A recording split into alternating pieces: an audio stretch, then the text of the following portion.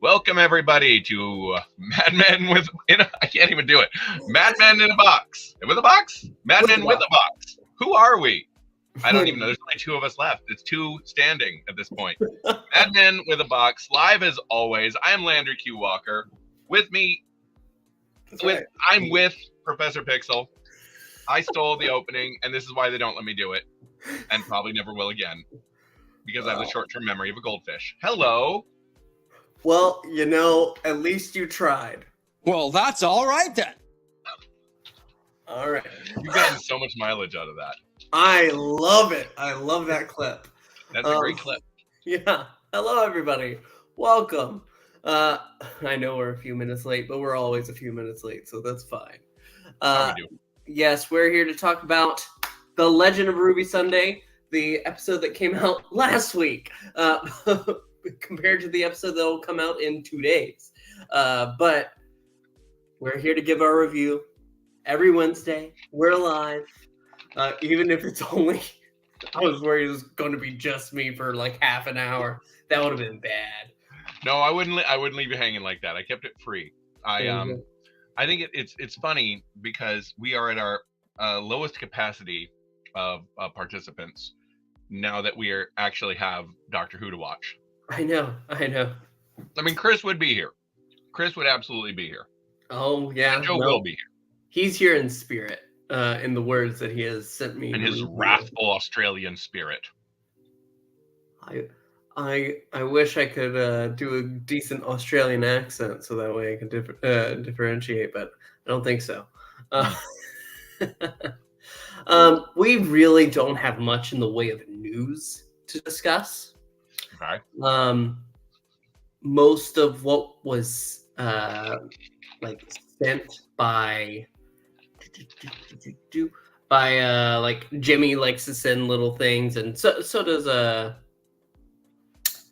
does Chris, little things to do with the episode or what we're going to be talking about. Most of it has to do with what happens, obviously, within this episode. Not that spoilers really matter at this point. I went ahead and put the big dog himself in the thumbnail. But yeah, no. There's only like one thing really in the way of news. Though we can talk about the fact that it was Jodie Whittaker's birthday yesterday. I have a news piece. Well, okay, so wait. Her birthday was yesterday? Yesterday, yeah. June 18th, okay. 42. June 16th. Nope. I thought it was yesterday, but I guess I just imagined that. It's been within this past week. It was her birthday. Happy birthday, Jodie Whittaker. I mean, yes, related, but yeah, happy birthday. That's excellent. I have some news that you probably don't have. You have? Okay. It's old news, but I'm sure we didn't talk about it. There's a Destiny of the Daleks action figure set coming out. Really? The two Mavelians. That's how they're called, right? With the kind of braided hair, the Mavelians. Yes, that's what they're called. And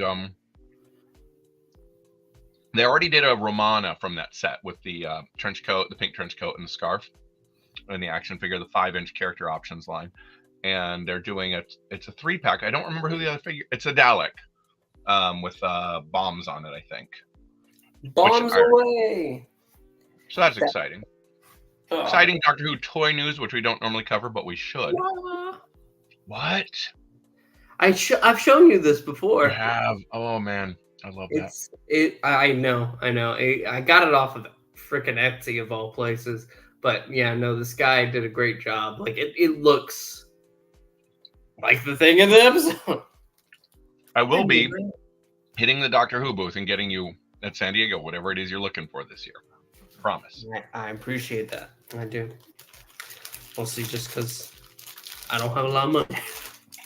I tried to figure it out one night when I had. Well, listen, if they have something as like that sonic screwdriver, I will. Oh yeah, the golden sonic screwdriver. Have you pre-ordered it? I'm gonna pass myself because it doesn't show up in the show, does it? Well, we don't know. Oh well. We did get a mention of Mr. 14 himself. Did we? I didn't catch that. The doctor says to Rose, who's in this episode, "Oh, how's your uncle?" He's referring to. I didn't even pick up on that. Yeah, there's no other uncle there. Yeah, he's there, just watching what's happening. I guess he's done it twice. He already knows. He already knows about all this. I'm on vacation. Sorry. So does the 14th Doctor tell Rose, "You can't tell me anything that the 15th Doctor did. Don't tell me. I can't know. Don't tell me." Right, because he's his past. Yeah. That's his future. So we know that the Doctor survives this. Well, Rose survives it anyway. Well, no, we know. I don't know what we know. I guess we know the 14th Doctor who isn't in it survives it. They're both existing at the same time. That means the world must survive it. But as a certain Sarah Jane saw, sometimes the world is destroyed, even when you don't think it could be because you were born. Fair point. So, let me go ahead and show the one real piece of news we have to talk about today. I made a mistake speaking last week saying that was the next adventure in the new series of the Second Doctor adventures with Big Finish. This is the next one. Conspiracy of Raven. When we last left off, Raven, who works for, I'm pretty sure the CIA, is pretty much sending the Second Doctor and an older Jamie on missions. And she gets caught up in a government conspiracy leading to this. She's taken by the Time Lords, and now it seems that I thought the character was just going to disappear for a while, but no, they're going to go after her for something. I don't know. We'll have to wait and see. Have you listened to any of the Second Doctor adventures yet? No, I'd like to. They're really good. There was a point around 2008. I think I was listening to Big Finish like crazy, and I just haven't gotten back into it. And this is what I wanted was, what's his name? Who's the producer of these? Was that an event he was speaking at? It had to be at latest 2010, and maybe earlier. And he said, "We will never, ever, you have my word on this, ever recast the classic Doctors. We will never do that. That will not happen." Flash forward 14 years. To be fair, I mean, there's so much that you can do without avoiding that, but I think the choices they've made have been really good. Oh, I mean, here's the thing: the entire room wanted them to do it. At this panel, everyone is like, "Do it! We want this," and he's like, "No, that is a line that shall not be crossed. For I shall not stand for it." What's that? Nick Briggs said that? It wasn't Nick Briggs. It was Gareth. What's his name? Can't be Gareth Roberts. Might be. We don't hold Gareth Roberts to a good degree on this. I don't think he's held to a good degree. I think it might have been Jason High Ellery. Okay. Well, he's still involved. Jason Hay Gallery, yeah. Now I'm curious. Was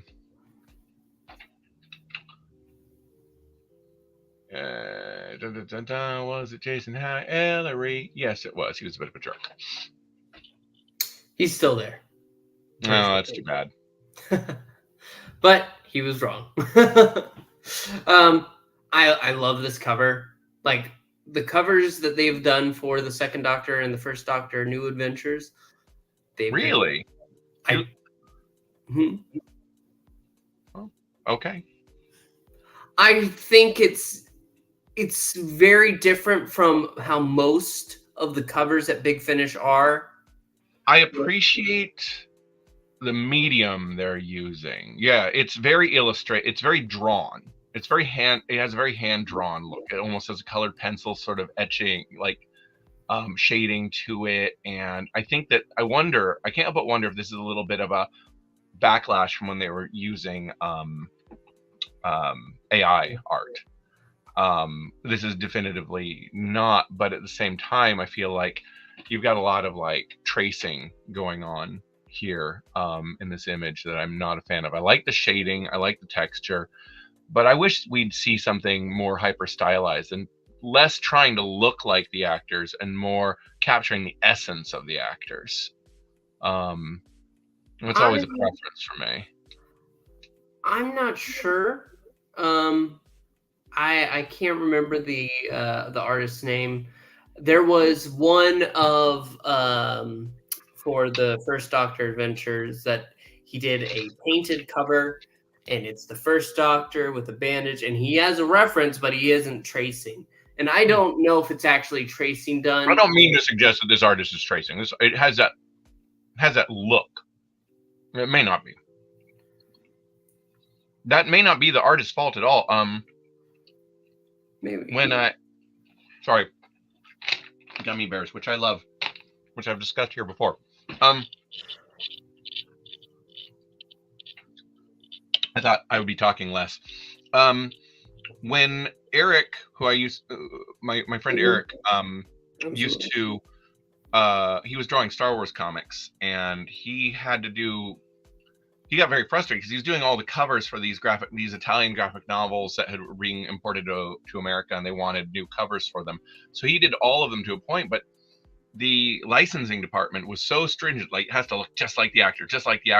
And you'll see criticisms with the Star Wars comics sometimes about it looks like they just traced the face of the actor. What a lazy artist. No, it's the artists getting to a point where like the demands are so high on them to go with this literal like look of the actor that they stop creating something new, and they do start just tracing. I mean, it's just they're put in a corner to do nothing else.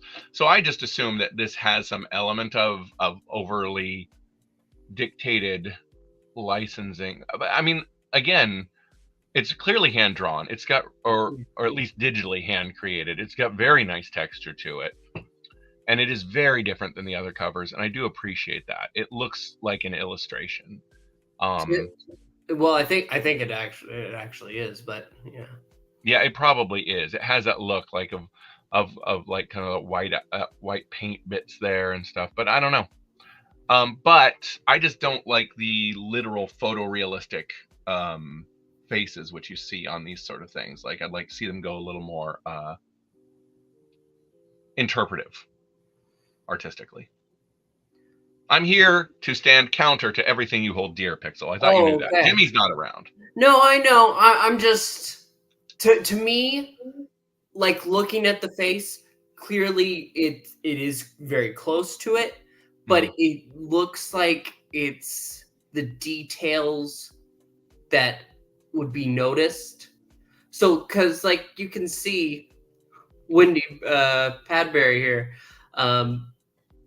like it looks still, it's her likeness, but it doesn't look like it's traced to me. Yeah. No, I don't. I think you're right. I don't think it's traced. I think it just has that hyper, more realistic look than you were hoping. Yeah. I like the energy. What I really like about it actually is the background, the explosion, and all the line work on that.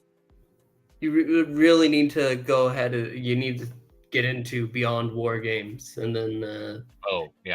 Yeah, because that's it's really good.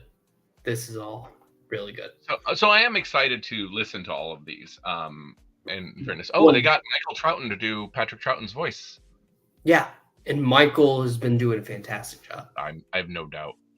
I was surprised they didn't get Sean Pertwee doing John Pertwee. I think that's a Sean Pertwee thing, not a them thing. Because we've discussed before, he looks still like so much like his father. Well, and he dressed for Halloween, right? Yeah, for Halloween he did, and that was after saying that he would never dress up as and then he never did it. do that. He was on a real high-profile show at the time, though, so it was good PR for the show, I think, honestly. Gotham? I thought it was just after Gotham ended, but I could be wrong. I think it was early, and I thought it was early during Gotham, because I didn't pay attention to Gotham after about the third season. Well, I heard the last season is where it fell off, and I never finished the last season. I watched the very last scene with the Joker, not Joker, with the Riddler and the Penguin, because I like the Riddler. And I thought the actor playing the Riddler was phenomenal. I thought a lot of the actors on it were really good, and I would have liked to see them in a different setting, Batman stuff. But we're not a Batman podcast. We're not allowed to talk. We're not? We're literally not allowed to talk about Batman. I checked the YouTube bylaws. Jeez. Those bylaws it's a new thing. If you talk too much about a thing that you aren't a podcast of, you get shut down. So I shouldn't mention Lord of the Rings right now. Not now, but soon. No, I I'll always talk Lord of the Rings. Don't get me. That's really the only news. Like, I told you last week about how they're doing. Oh yeah, because I said they're doing 73 yards as a novelization. You're like, oh, of course. Yeah. And she's still over there. She's over there. 10 more pages of right over there. There's not really much more we can do to go ahead and avoid starting the conversation of this episode. So I think that's what we should do. So the Legend of Ruby Sunday, to go ahead and give our thoughts. Landry, do you want to go ahead and kick us off? Go ahead. I am known to have opinions. Yes. I will just say we should keep in mind that this is a part 1. We can do that, and I can still have some pretty strong opinions. Okay, as usual, I think the performers are all very good. The effects were fine. I thought that there were 2 moments. I thought the moment in the frozen moment of time with the TARDIS, the tension was really good in that. We know what's going to happen. The soldier disappears behind the TARDIS. Boom. It's done for him. Spoilers, it was done for him. And the whole reveal, I love them throwing the anagram thing right out in the very beginning, because ever since Bad Wolf, and especially Saxon, everyone's looking for that. Everyone's looking, oh, where's the clue? Where's the clue for the big villain of this season? As I've said on a previous one, I'd be fine with no big villain, here's the big threat of the season. It's a formula that's very 2006, and I'm ready for us to have a different style. But regardless, this is what they did. And I thought the twist with that was nice. They throw it right in your face as a haha, yeah, it's obvious. And then they turn it around. It wasn't that. And it was a great bit of misleading, yada yada.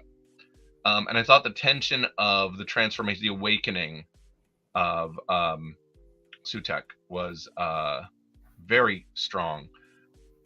I thought everything else that I didn't mention in this episode was incredibly dull. Just boring. It's not that it wasn't well made, it just wasn't necessary. It just, okay, yeah. Like, they could have sprinkled more about Susan throughout the entire season rather than try to condense it all in this. And I know they mentioned her. They had to, so that Ruby would know about it. But do something that builds up to that might have made that all feel a little more believable. I never once thought it was Susan. Like, it was so plainly not Susan that it would have felt weird. If the Doctor had some hint of Susan in the beginning of the first episode or something, or even when he was still David Tennant, that's led him on this journey where he's trying to find his granddaughter a whole season. If you want to do a season story, the Doctor basically like, oh my God, I abandoned my granddaughter thousands of years ago. I have to find her. I thought she was dead. All this time I thought she was dead. I have to find her. And he's just like the 12th Doctor was trying to get back to Gallifrey. Give me the 15th Doctor trying to find Susan. Yeah, I'd be on board for that. But they just throw it at us. In the second to final episode, the emotional impact of it, while the Doctor did some great performances on this, and that little poem thing that was being like that the harbinger was reading off was, oh god, I wish I could write that good. That was brilliant. But that whole build up there, that like 3-minute 4-minute scene was some amazing Doctor Who, some of the best of the entire season. I just found almost everything else dull. And I have one real critical complaint. I would have never thought the Sutekh is one of the Osirans, right?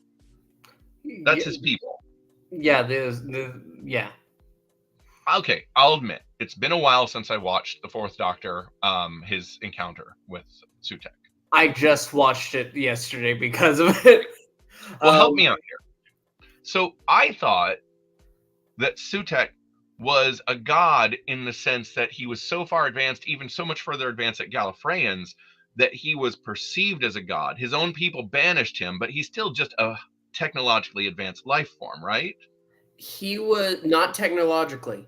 It's not technology. Like, he does have technology, but it's something in, like, the Osirans have this power. However, he was the most powerful of the Osirans. It took, like, I think they said, like, 875 Osirans to lock him down and trap him with the Eye of Horus. So he's a big deal. And I don't want to suggest that he's not a big deal. He's obviously, oh, my camera is going off. Whoa. Sorry, world.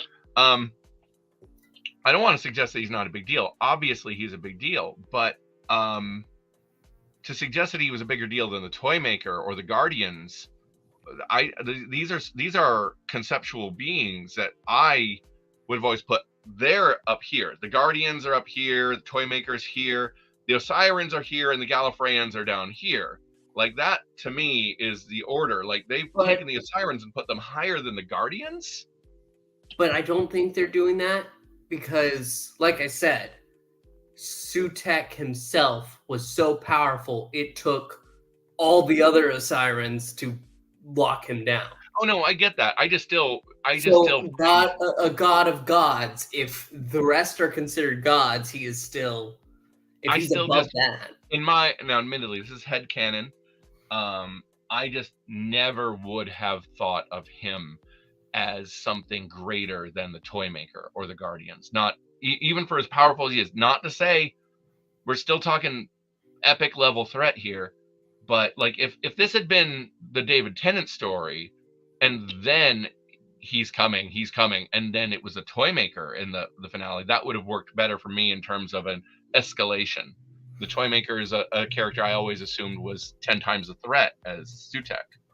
For the Toymaker to be afraid of Sutekh is just doesn't work well. Well, how they're going ahead and portraying Sutekh with this, and that's why I'm very interested in the Tales of the TARDIS episode, because it's been confirmed now that the coming episode tomorrow or today, I don't know how time works. Within the span of the next 36 hours, let's say, we will have a new Tales of the TARDIS episode. And that will feature the Doctor and Ruby and the first encounter with Sutekh. Because the memory TARDIS in the Tales of the TARDIS is able to pluck the Doctor and companions from different points and pull them into it. So I'm not sure how that's going to go narratively with the episodes, but we'll have to wait and see until it actually comes out. So I'm wondering how that's going to portray it, because it does clearly state that the time of those sirens is over, Sutekh, as he's sending them to the end of time. Yeah. So that's going to be interesting. That reveal was so good, though. Oh no, the reveal was good. It was the escalation to it was epic, truly epic. Toy Maker, god of games. The Trickster, the god of traps. Trickster mentioned. Maestro, the god of music. The Reprobate, the god of spite. The That's Mara, the god of beasts. Well, we know the Mara. Yes. So And they're combining the Mara into this pantheon. yes. Interesting. The threefold deity of malice, mischief, and misery. Which are those the gods of Ragnarok? I don't know. I'm trying to remember from. Remember in Greatest Show in the Galaxy. It's two parents and a child, but each of them, I believe, do have like a trait in their behavior, Could be. and they're all looking to be entertained. It's like taking all these god beings and slapping them into one pantheon when it was always, the implication. The Trickster, of course, is first Doctor, and then sorry, not the Trickster. Toy Maker, and then we don't get the Black and White Guardians until we're into the fourth Doctor, and we get a reference, I think, during then to the Toy Maker. Maybe, I don't remember. But yeah, we didn't get any Guardians mentioned here either. No, and if the implication might be that the Guardians are still a step above this of the Osirans, even Sutekh, then I'm okay with that, because Sutekh used robot mummies. I mean, come on, he's a guy. He's a god guy. The Black and White Guardians are beings of celestial thought. They're incarnate beings. Well, again, to be fair, he was using the mummies, as they are a siren technology, and he is locked away. He doesn't have the power to go ahead and be his full god self because he is bound. Because it's not like it's technologically he is considered a god. I think it's something in him, and it honestly makes sense with the explanation that something is tied into the TARDIS. Something has ingrained itself into it, which is interesting. We've known those groans throughout this past season since Wild Blue Yonder have meant something, but we didn't know what exactly. Now we do. I guess I'll go ahead and give my thoughts, and hopefully by then we can have a Joe of the Corrales. I really, really did enjoy this episode. I know it's a part one, so it's dependent on how they follow up in the grand scheme of things, but I enjoyed the journey, if that makes sense. I knew it wasn't going to be Susan either, as well, as I should say. But that idea being planted was fine for me. What I didn't like, and a lot of people are reading into the line when Kate goes up to the doctor. My father would tell me all kinds of stories, but he never once mentioned that you had a granddaughter. That means you have kids. And the doctor is being vague with it. The doctor's saying I haven't had kids yet. Not quite, not yet. But he said that he has in the past before. So, I mean, with RTD. So it's... Yeah, that was not okay by me. But so, like many things, unfortunately, in modern Doctor Who, I'm reaching a point where I just go, I ignore it. Yeah. Well, it's also... People like that line. He wants to brush past the subject of it so fast that it doesn't seem like he wants to dwell on it. And honestly, that kind of makes sense for 15. He has been the happy-go-lucky kind of doctor, trying to get past his trauma. Yeah. And I mean, all of his children are dead. I mean, well, that gets back into a thing we talked about at the beginning of that concept being introduced. Was Matt Smith.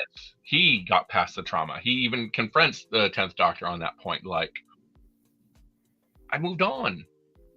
You know, well, that was lying to himself, though. I mean, I guess it seemed pretty solid. Like, not that it wasn't still something that affected him, but I think ultimately the modern Doctor, is always going to return to the tragedy of being ancient.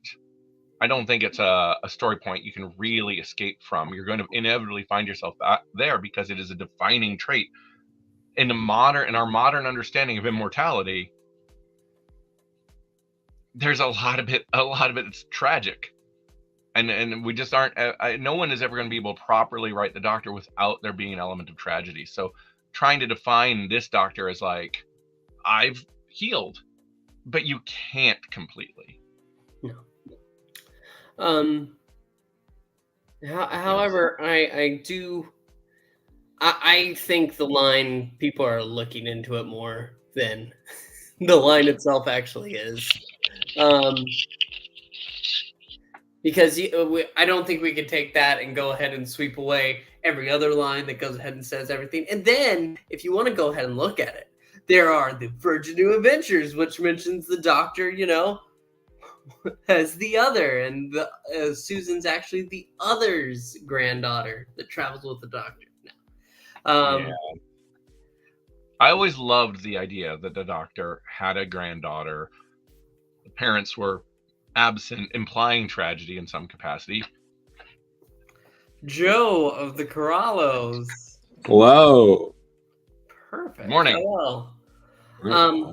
I was just finishing my thoughts on the episode. Cool. But yeah, no. Basically, I think that most of it, I enjoyed the build-up all the way through to that reveal. I was so excited all during it that it was just, it felt so good. I haven't been that excited this entire season, so that's what I had. I'm really glad you were excited, Pixel. That's good. Thank you. And that, now go ahead, Joe. Does Russell T Davies think we're all a bunch of fucking idiots? Like, there's what I wanted to hear. Like, I mean, and I will say, Pixel, like, I do get it. Like, once it got to that point where it was like, after the reveal, and it was, like Sutekh's gift of death, and like saying all that stuff, I was like, yeah, it was like kind of cool hearing that and seeing that again. But and some of the build-up stuff to it was cool, but the reveal was terrible. Really? Oh, that's funny. Because I felt the opposite. Sure. I really liked the reveal. I thought the speech that was being the poem like bit that was being read kind of in the background. I thought I was really engaged by that. The writing of that. And I liked the build up, the intensity. Nothing in there was a surprise, of course.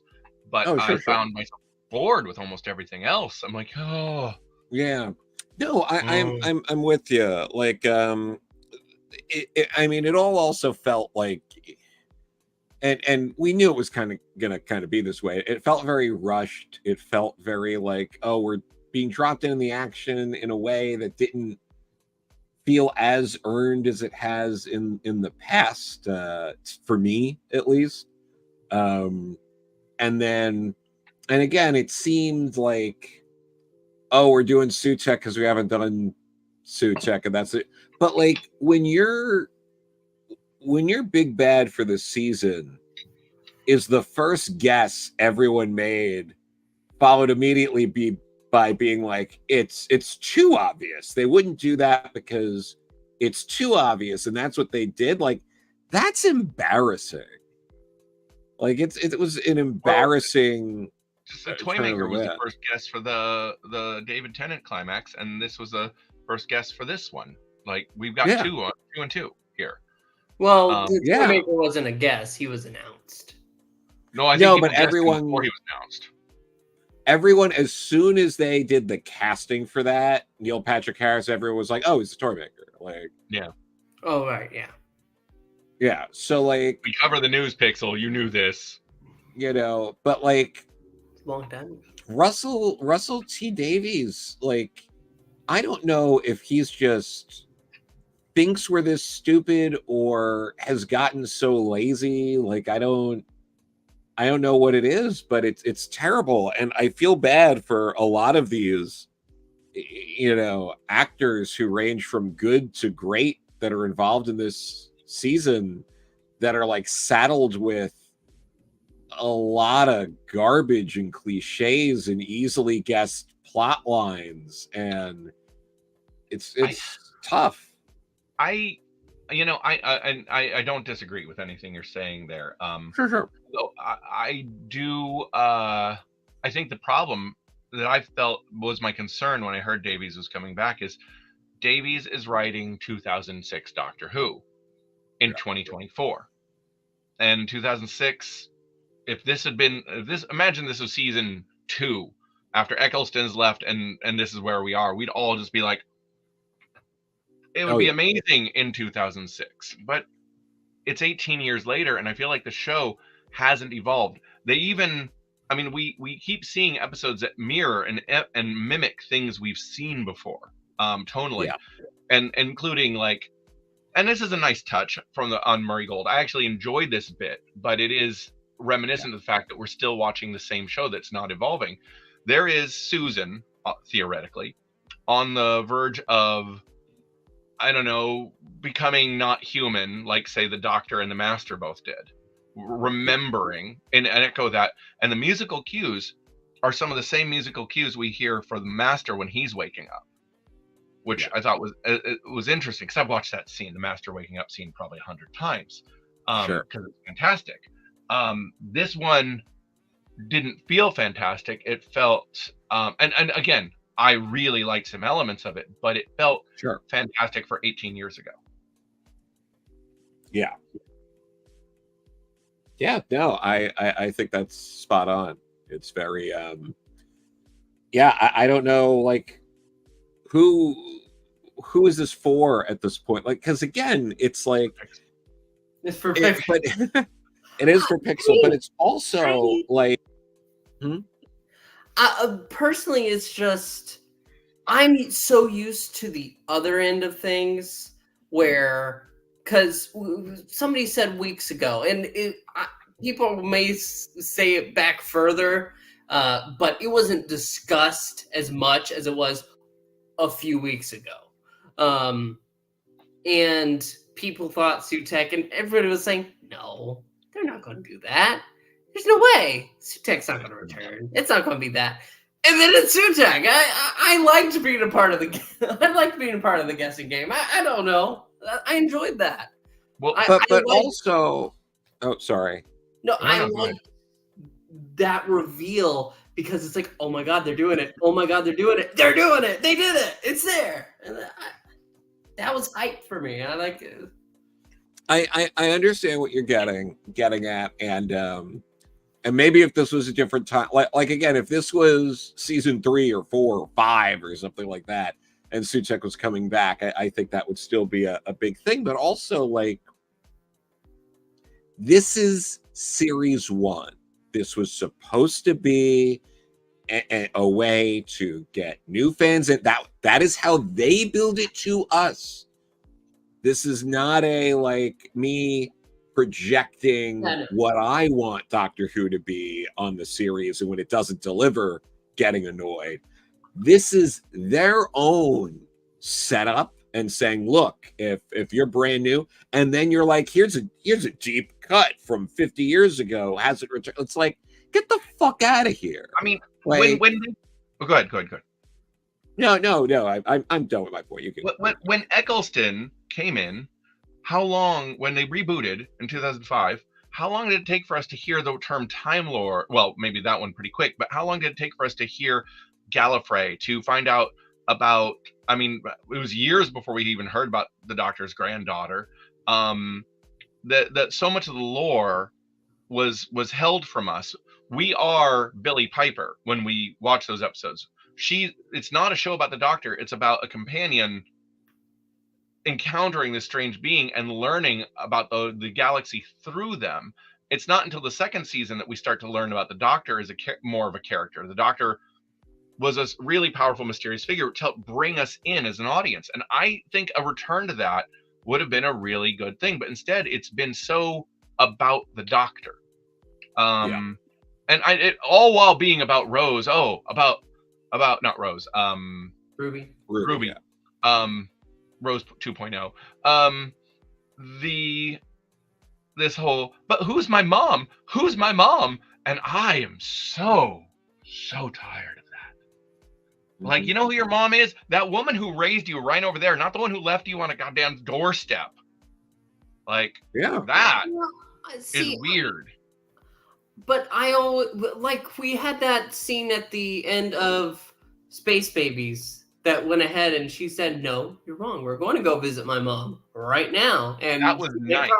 That was nice. The redeeming factor of that episode. He wasn't asking to come to UNIT to go ahead and search for answers about her mom. The Doctor wanted answers because he felt it was involved in Susan. Oh, no, I get all that. I'm saying as an audience member, I'm bored of the question. Yeah. Like, I understand why the characters are motivated for it. I just don't care. Yeah. Like, it's not enigmatic enough. I feel like they're building up all this other stuff so that the reveal makes sense. Like, it's going to turn out it was Susan or something. And it's like, we wouldn't have cared about that in episode 1. They had to build us up to care about Susan so they could introduce at least something like that, where it's like, it doesn't stand on its own merits. Maybe. Right now, it just feels very, as Joe was saying, it feels very, for lack of a better term, it feels very masturbatory. It is up its own ass about being Doctor Who rather than being a show that no one really knows yet, is learning about. And a reboot, I've been in favor of a full scale, honestly, a full scale reboot. I would have been fine with that. But even just a thematic reboot like 9 was, like Eccleston was, where the Doctor starts, we get to see it from the Doctor's perspective of starting, or from a companion's perspective of meeting this stranger who's got a time machine, who they don't know anything about, and they learn about throughout the season. Let's let a new generation learn that. Yeah, like Russell T Davies, when he first started this, intentionally avoided having a Paul McGann regeneration scene because he didn't want to, like, there was this idea of like where you don't want to confuse new viewers. We don't want to have them have all this lore they need to catch up on. Yeah. Now he brings Tennant back, who hadn't been the Doctor in years, and then makes everything kind of about the lore of the Doctor on this level. Okay, so here's something Pixel and I were debating before you got on, because I think you gathered what my opinions were, but I had one that I didn't get you weren't here for, which was I had a fan understanding of the Osirans and Sutekh and the Osirans from way back when I first saw the Fourth Doctor adventure. And the Toymaker and the Guardians, these celestial beings, akin to, say, the Endless and Sandman, right? Yeah. They are conceptual beings. They're the personification of the manifestation of ideas and concepts, which I thought they handled very well with the music one, whatever their name was, Maestro. I always saw those beings as up here. The Osirans ultimately are super insanely high-tech aliens beyond the Gallifreyans, but they're still here, and then the Gallifreyans are down here, and then humans are way down here. That was my expectation or understanding of the hierarchy here. And so to have like the Toymaker, like, oh my god, no, he's coming, oh, I'm scared, like, what? Huh? Why? Yeah, well again, because this doesn't, it's a weird thing to do, especially in this context of, oh, you rebooted the show, so the Toymaker and then these Celestial, like, what? Like, that's a lot of unexplained like power levels and stuff like that. That only makes it harder to penetrate your IP. Like, Yeah, it's a very bizarre take. It's a very bizarre approach. the season's a terrible and launching point.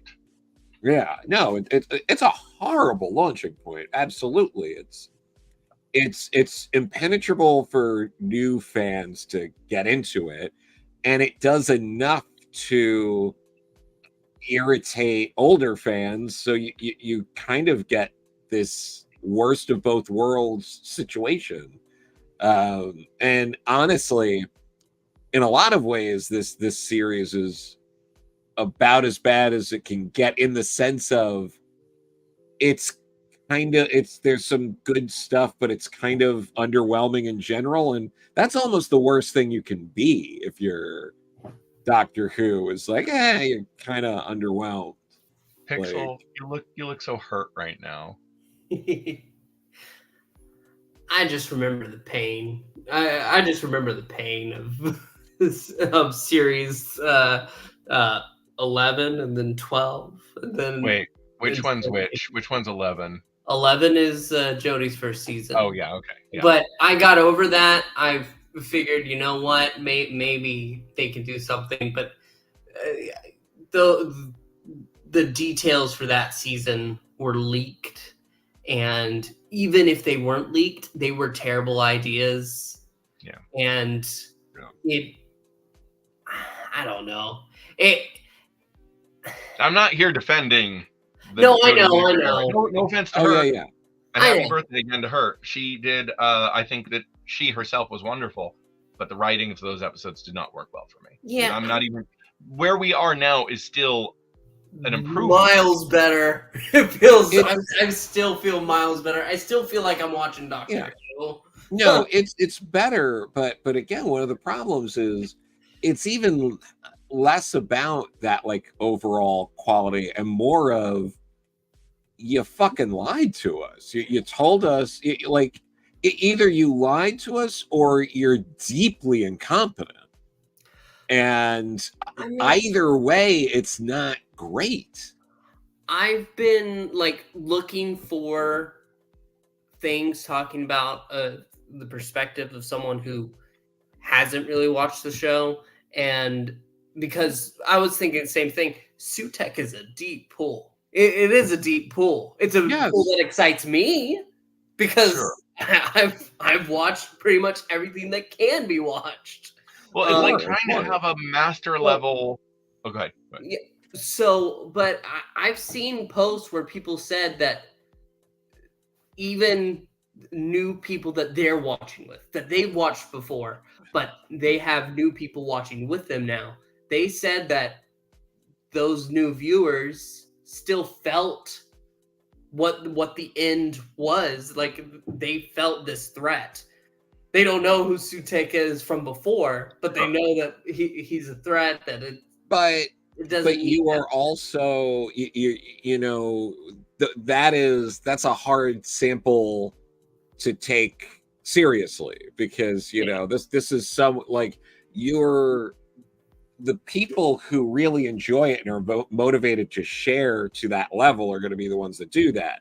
The countless others who are either confused or underwhelmed but are more apathetic aren't sharing their opinion in that way. Like you know what I mean? So when you get to that kind of sampling, it's it's like you take it with a grain of salt. I mean, you can find someone on the internet that can take any position imaginable, Very true. Including some horrible ones. So, yeah. I think that the point Joe made earlier I remain strong opinion. I cannot talk today. I agree with what Joe said earlier. And it is very important for the show to be accessible to new viewers. I see what you're saying, Pixel. Yeah. That you're saying that new viewers feel the threat. I'm not saying they don't feel the threat. I'm saying they don't feel the mystery and wonder the same way. When the ninth Doctor paved the road for a show that became an event show. This is not reaching that level. I see no buzz about this online. I didn't get the show spoiled for me because I didn't see anyone talking about it. Everyone I know who used to watch it has quit. Like, admittedly, half of them quit during the Whitaker era, and they're never coming back. Yeah. Most of the people I knew who had the giant Doctor Who toy collections sold them during that time, and getting those people back is the challenge now.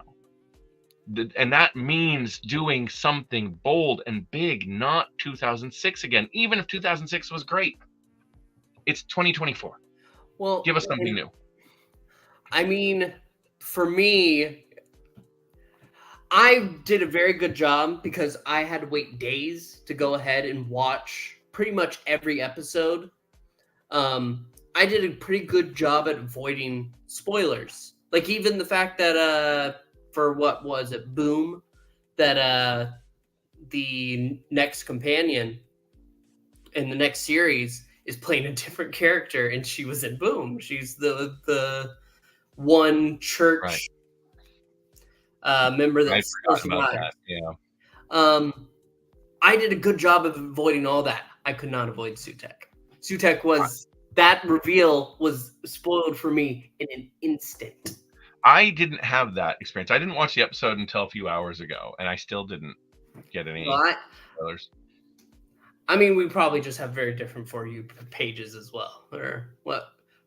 I mean, we both follow a lot of Doctor Who things, I think, or mostly it just the level I think I felt like I was seeing during up until at least the beginning of the Capaldi era.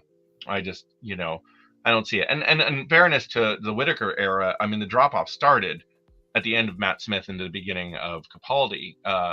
But again, this is the moment to not just bring it back to what it was a handful of years ago, but this is the moment to build it anew for a new audience, which means introduce the Doctor, the Daleks, the Cybermen, all with that same sense of wonder that the Eccleston era did. Like, where we're sitting there like, what the hell is this? Of course, we know, but let's see how it's different this time. And for the new audience members, let's show them what it is, as if they're seeing it for the first time, not as if they're seeing it for the 14th or 18th time. Yeah, no, I get that. I do. But I was talking about specifically for this episode. That's why I was leaning so much on that, the perspective of this episode. Because if we're talking about the season, it hasn't done a great job of being a season one. And I love the last two episodes. Those are the strongest ones of the season for me. But, if you're only going to do an 8-episode season, you really better just nail it. Just freaking every episode has to be on point. You can get away with 2 or 3 bad ones if you're doing a 14-episode season, I'll grant. But if you're doing 8 episodes, everything has to be the standard is higher. If this also turns into Sutekh versus Daleks, then bucket, I'm done. Just... What was that? Into a Dalek. Just like I just, like if it's like Sutekh versus Daleks or something like this, then this season's just like no bad. Like I just remember how amazing was that standoff we got between the Cybermen and the Dalek, the first time ever the Cybermen and the Dalek face each other, and it just. I mean, it blew away the minds of fans from the age of 6 to the age of 60. It was just phenomenal. We had waited a lifetime for it, and those of us who had been around and those of us who were new felt the weight of it in a way that I feel like isn't being delivered on the average with this season. I'll grant the Sutekh reveal, I think, again, there's some bits of that I really enjoyed. That poem, I need to listen to that on its own. I need to really hear that or read that isolated from the rest, because I want to really see how that was written and composed. Hats off from what little I caught of it. Hats off to the writer of that. I wish I could pull off that level.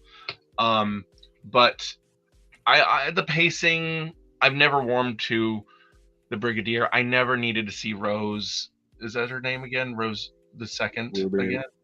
Yeah. No. He No. means Rose. Yeah, Rose Noble. Yeah. I never. She was just not a strong performer, I thought, in the first one. The first time we saw her, and this time I thought she did better, but There was no point. yeah. And Morris it was felt like cool. I like Morris. it felt like this doesn't feel like the tight shipped military operation that unit might have been. I loved, however, the 13-year-old, so he was great. Morris. Yeah, no, for sure. Crazy. No. Just Puck is saying, didn't you mention?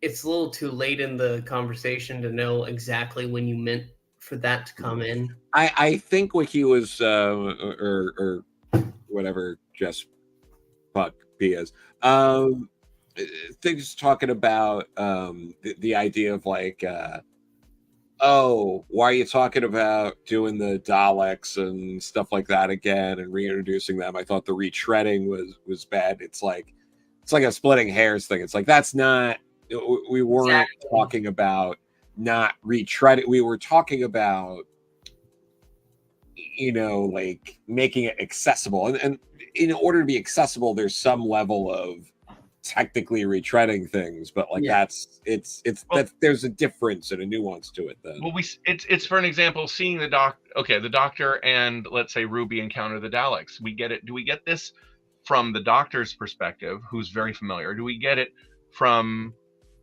Ruby's perspective? Like when Rose encounters the Daleks for the first time, it's this road of discovery that's very interesting. And she even manages to humanize the Daleks for a little bit because she doesn't understand them, and she projects empathy on them, which is actually a fatal wound for a Dalek. Brilliant writing. I mean, just fantastic writing. But it shows us again. The vehicle for the audience was Rose. We were her discovering it all for the first time.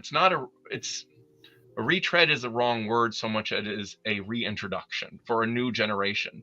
There are new 7-year-olds out there that haven't seen this before. It's not a retread for them. Just like 2005 wasn't a retread.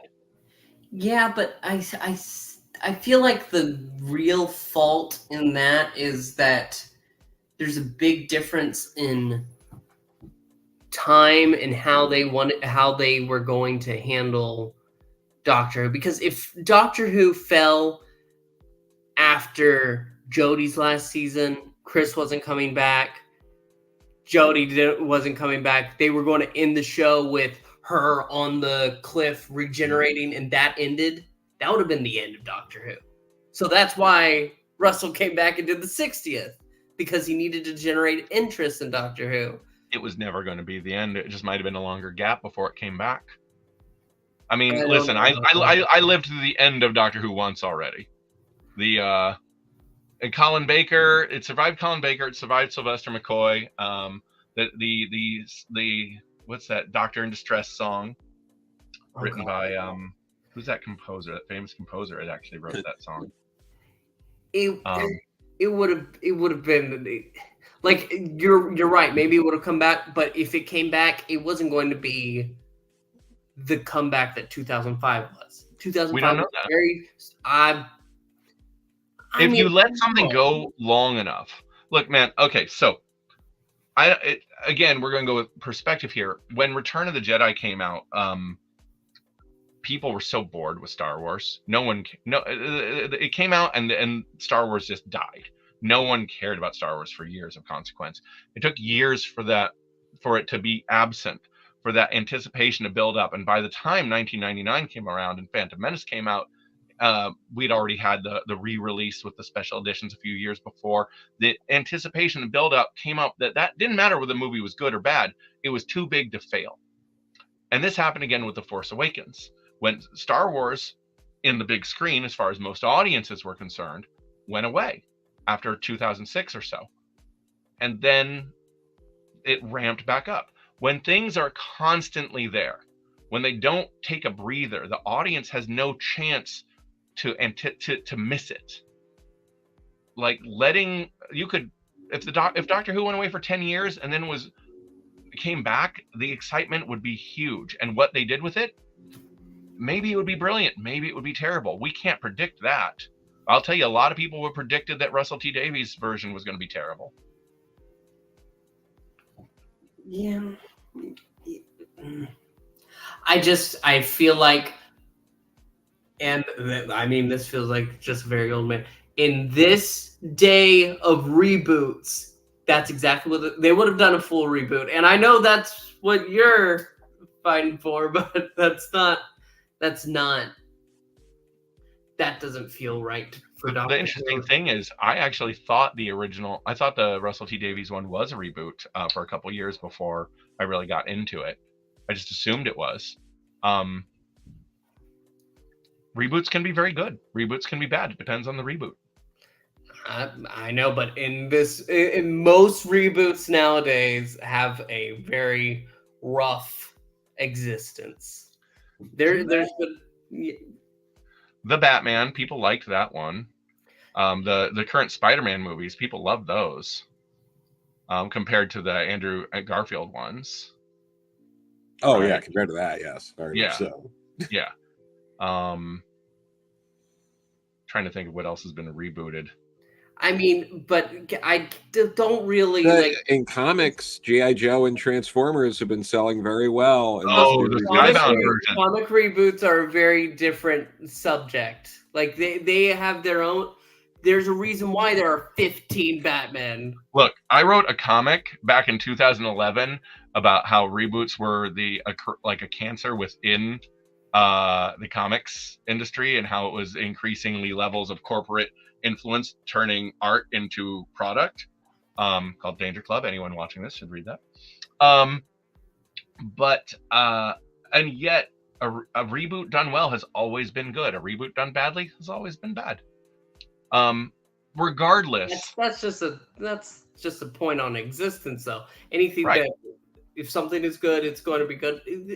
There could be a good Doctor Who reboot. Right. Yes. Right. Which is why I won't assume that it would be bad just because it's a reboot. It could be an excellent reboot. But Joe thing about that is timing.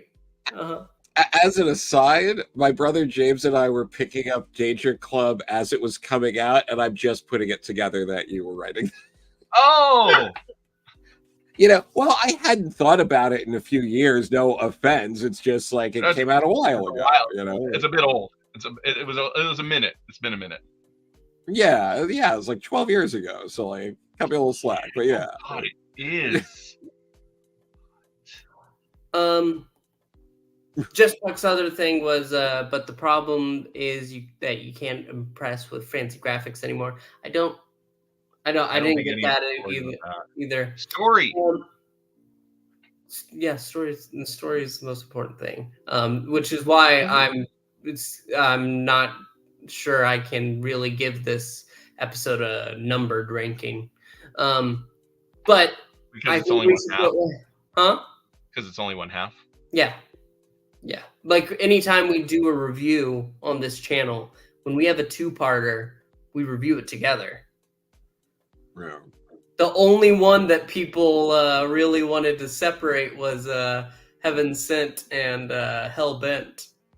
I worry that our 2 or 3 viewers will be really upset if we don't have numbers. That might be. Sorry, Jessica. I feel like I should read Chris's.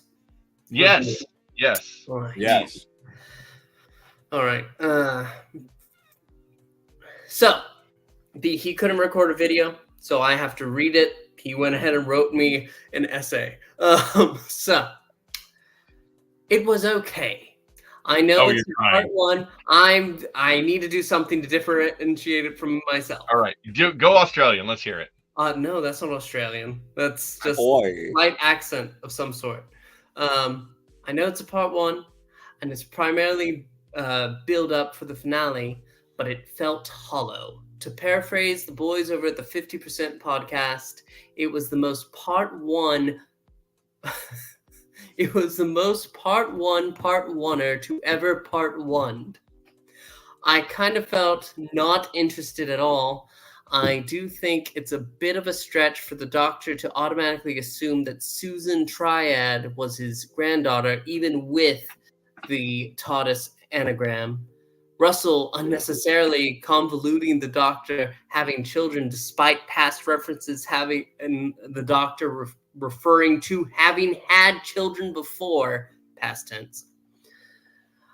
Rose and Carla were pointless in this episode. Literally, what did they add? Very questionable that Kate is exploiting child labor laws.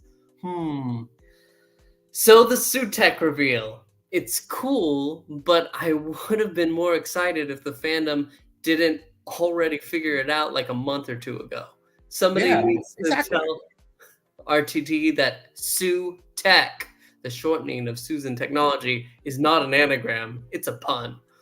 Also, again, we have this weird disparity where this season is being prompted as a fresh start / jumping on point, but we've only got ties to not only the 60th, but also Classic Who.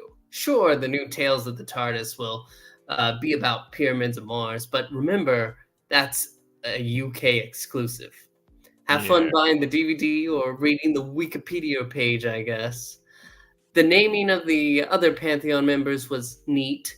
Nitpick, though, I don't like them relegating the Mara to the god of beasts, because, I don't know, it's a snake. God of dreams or god of temptation is more fitting. I'm hoping we get an explanation of how Sutekh is now essentially the god of gods, or the most feared god of the Pantheon, considering in Classic Who, he's an Osiran, an alien with godlike abilities, and his species were the inspiration for Egyptian gods. But given that RTD likes to not bother explaining anything since he returned, I highly doubt it. So now we have a finale that has so much to tie up. Sutekh, Ruby's mom, Susan, maybe, Mrs. Flood, also maybe. I feel like the finale is going to be too packed. Ranking, this might change depending on the finale, but at the moment it's a 6.5 out of 10. If I had to compare with the part 1 finale cliffhangers of RTD's first era, this felt the weakest. I guess we're giving numbers. Yeah, well, I wanted to finish off his statement. Like, no, I think no, I got it. I'll definitely. Yeah. All right, I'm going to jump in with a number then. Okay. It's also 6.5. I thought that it was well acted. I thought that the it had some moments of good intensity. I keep talking about that poem. It stuck with me. That alone bumped it up a point. That was really solid for me personally. But I've been steeped in epic poetry and mythology lately, so that didn't hurt me for my enjoyment of it. But the lack of the loosey-goosiness with canon with Doctor Who, I was really hoping we were done with that. And I feel like this season is just pushing the boundary with that more. I really enjoyed the explanation of the toy maker saying, hey, the reason your past is all crazy now, because I changed it, because I can. Like, okay, I can accept that. It wasn't one way, and now it is the other way. Because a god who can just decide the Doctor has this completely different background just did. That's a level of power that I do not see the classic Osirans, Sutekh, or any of them having. So 6.5.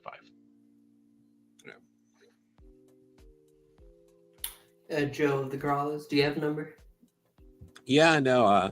I was thinking this, out the gate here before I even got on, but I was gonna give it a 6, with the caveat of, depending on how this next episode is, I mean, it could go up, or I mean, it could go down if the payoff to this isn't good or is bad.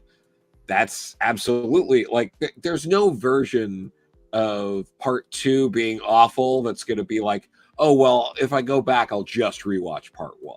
Like that's just Yeah. not. It's not like Yeah, Heaven so, Sent in like- that regard. Yeah.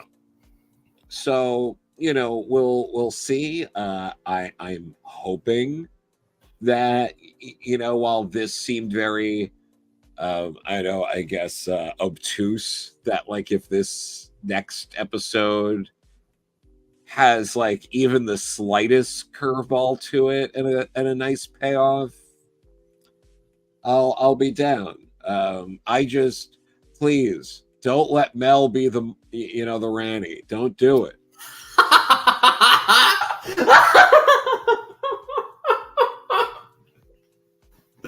That was great.